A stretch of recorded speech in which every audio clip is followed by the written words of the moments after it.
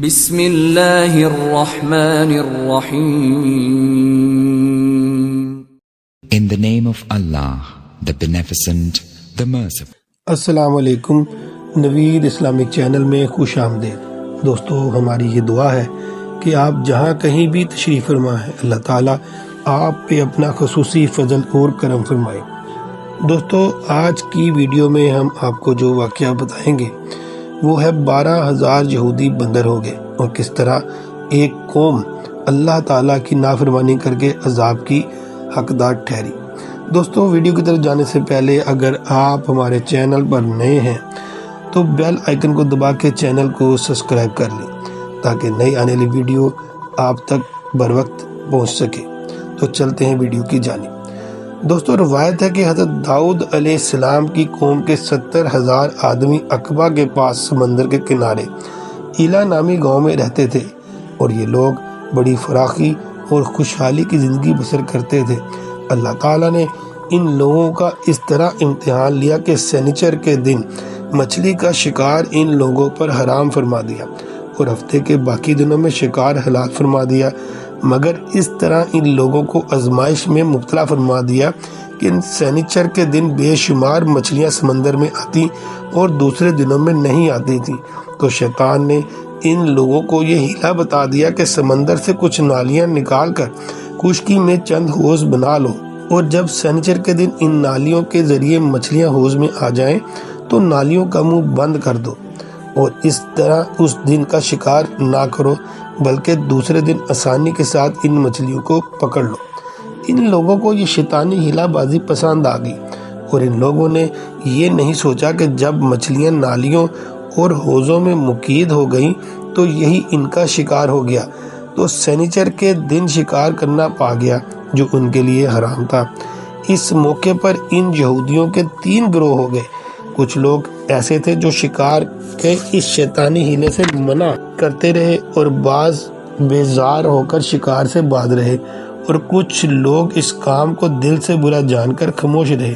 دوسروں کو منع نہ کرتے تھے مگر منع کرنے والوں سے یہ کہتے تھے کہ تم لوگ ایسی قوم کو کیوں نصیحت کرتے ہو جنہیں اللہ تعالیٰ ہلاک کرنے والا یا سخت سزا دینے والا ہے. اور کچھ وہ سرکش اور نافرمان لوگ تھے جنہوں نے حکم خداوندی کے اعلانیہ مخالفت کی اور شیطان کی ہیلا بازی کو مان کر سنیچر کے دن شکار کر لیا اور ان مچھلیوں کو کھایا اور بیچا بھی. جب نافرمانوں نے منع کرنے کے باوجود شکار کر لیا تو منع کرنے والی جماعت نے کہا کہ اب ہم ان معیشت کاروں سے کوئی میل ملاپ نہ رکھیں گے. چنانچہ ان لوگوں نے گاؤں کو تقسیم کر کے درمیان میں ایک دیوار بنا لی اور آمد و رفت کا ایک الگ دروازہ بھی بنا لیا. حضرت داؤد علیہ السلام نے غضبناک ہو کر شکار کرنے والوں پر لعنت فرما دی. اس کا اثر یہ ہوا کہ ایک دن خطا کاروں میں سے کوئی بھی باہر نہیں نکلا تو انہیں دیکھنے کے لیے کچھ لوگ دیوار پر چڑھ گئے تو کیا دیکھا کہ وہ سب بندروں کی صورت میں مسخ ہو گئے ہیں. اب لوگ ان مجرموں کا دروازہ کھول کر اندر داخل ہوئے تو وہ بندر اپنے رشتہ داروں کو پہچانتے تھے اور ان کے پاس آ کر ان کے کپڑوں کو سونگھتے تھے اور زاروں زار روتے تھے، مگر لوگ ان بندر بن جانے والوں میں سے کسی کو نہ پہچان سکے.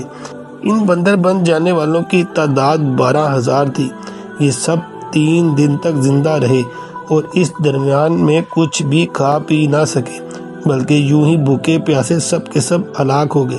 شکار سے منع کرنے والا گروہ ہلاکت سے سلامت رہا اور صحیح قول یہ ہے کہ دل و جان سے برا جان کر خاموش رہنے والوں کو بھی اللہ تعالیٰ نے ہلاکت سے بچا لیا. اس واقعے کا اجمالی بیان تو سورہ بقرہ کی اس آیت میں ہے. اللہ تعالیٰ قرآن کریم میں ارشاد فرماتا ہے وَلَقَدْ عَلِمْتُمُ الَّذِينَ اعْتَدُوا مِنْكُمْ فِي السَّبْتِ فَقُلْنَا لَهُمْ كُونُوا قِرَادَةً خَاسِئِينَ. اور بے شک ضرور تمہیں معلوم ہے تم کہ وہ جنہوں نے ہفتے میں سرکشی کی تو ہم نے ان سے فرمایا کہ ہو جو بندر دتکارے ہوئے. اور مفصل واقعہ سورہ اعراف میں ہے جس کا ترجمہ یہ ہے اور ان سے حال پوچھو اس بستی کا کہ دریا کنارے تھی جب وہ ہفتے کے بارے میں حد سے بڑھتے.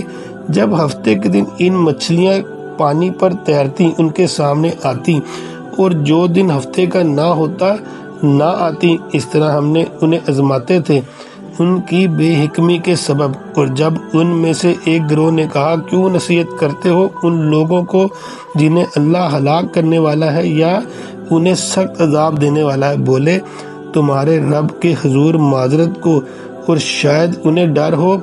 پھر جب وہ بلا بیٹھے جو نصیحت انہیں ہوئی تھی، ہم نے بچا لیے وہ جو برائی سے منع کرتے تھے اور ظالموں کو برے عذاب میں پکڑا، بدلہ ان کی نافرمانی کا۔ پھر جب انہوں نے ممانعت کے حکم سے سرکشی کی، ہم نے ان سے فرمایا ہو جاؤ بندر دھتکارے ہوئے۔ دوستو، معلوم ہوا کہ شیطانی ہیلہ بازوں میں پڑھ کر اللہ تعالیٰ کے احکام کی نافرمانیوں کا انجام کتنا برا اور کس قدر خطرناک ہے، اور خدا کے نبی جن بد نصیبوں پر لعنت فرما دیں وہ کیسے ہولناک عذاب الہی میں گرفتار ہو کر دنیا سے نیست و نابود ہو کر عذاب نار میں گرفتار ہو جاتے ہیں اور دونوں جہاں میں ذلیل و خوار ہو جاتے ہیں۔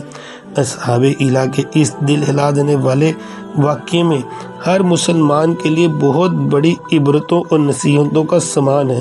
کاش اس واقعے سے مسلمانوں کے قلوب میں خوف خداوندی کی لہر پیدا ہو جائے اور وہ اللہ رسول عز و جل صلی اللہ علیہ وآلہ وسلم کی نافرمانیوں کی پگڈنڈیوں سے بھٹکنے سے منہ موڑ کر صراط مستقیم کی شاہراہ پر چل پڑے اور دونوں جہانوں کی سر بلندیوں سے سرفراز ہو کر اعزاز و کرام کی سلطنت کے تاجدار بن جائیں۔ دوستو، آپ کو ہماری یہ ویڈیو کیسی لگی ہمیں کمنٹ سیکشن میں بتا کر ہماری حوصلہ افزائی فرمائیں۔